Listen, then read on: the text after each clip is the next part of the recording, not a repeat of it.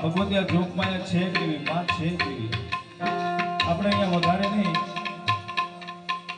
અહીંયા વિરમગામની માઈકો નજર માંડી એટલે મને તમને ખબર પડે ભરવાડી દરવાજે તમે વયા જાઓ વિરમગામ આ ભગવતી શું કહેવાય જોગમાં શું કહેવાય એમાં ભરવાડમાં નાના ભાઈ અને મોટા ભાઈ આ બે જાત કેમ કે ચકાભી બેઠા એમાં આ સત્ય ઘટનામાં આ ભગવતી જોગમાં શું કહેવાય વિરમગામ આજનો આપણો વિરમગામ અને કાશમપરાની માલિકો સાહેબ માલધારીનો નેહડો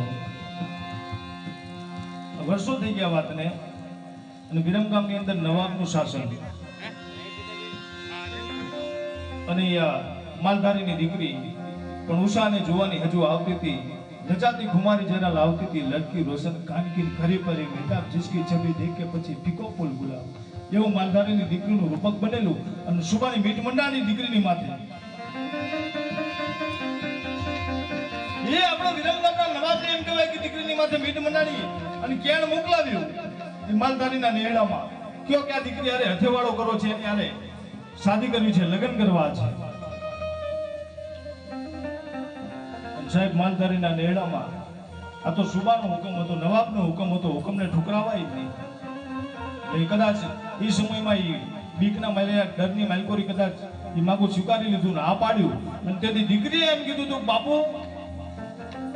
હું મારો જન્મ આ લગ્ન કરવા માટે આ શાદી કરવા માટે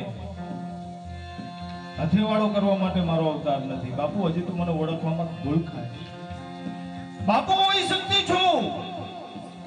કુકડિયા ભોજન ગયા તડીને તાબા માય આ બેહાડા ઘટમાતે બોલાવા બેચરા ઘોડીનો ઘોડો કયો મેરી કયો મરદ આ ચારે ઘર ચુવારમાં બહુચર તારું બિરદ બાપુ હું શક્તિ છું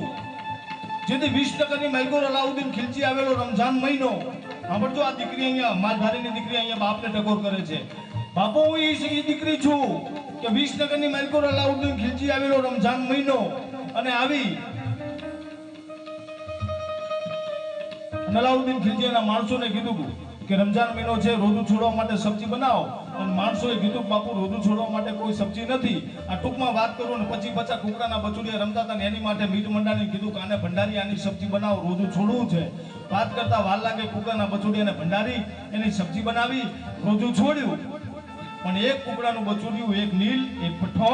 ઈ લપાઈ બેરીની એની આંખમાંથી દડ દડ દડ દડ આહુડાની ધાર થઈ અનંતરનો નાદ થયો ને હાથ કર્યો કે હે બાપન દેથાની દીકરી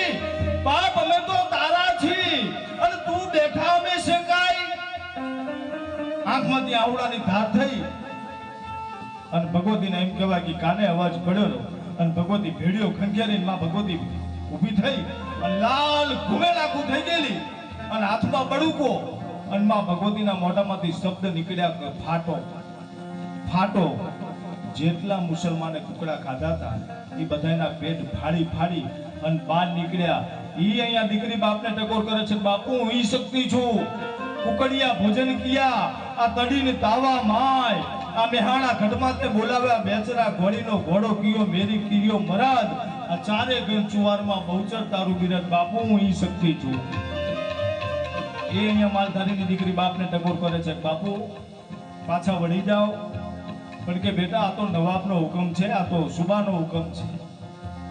અને દીકરી અહીંયાથી બરાબર એમ કહેવાય નવાબની સવારી આવી.